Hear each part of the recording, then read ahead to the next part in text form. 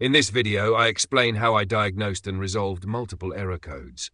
P0316, engine misfire detected on startup, first 1000 revolutions. P2196, O2 sensor signal biased, stuck rich, bank 1 sensor 1.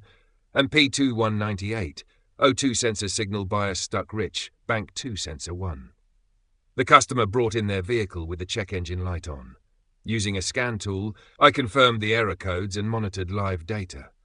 Both oxygen sensor signal parameters, B1S1 and B2S1, were above specifications. To verify the sensor's responsiveness, I disconnected a vacuum hose from the intake manifold and observed the oxygen sensor signal parameters adjust to the lean condition. Next, I monitored the mass airflow sensor parameter, which was within the specified range.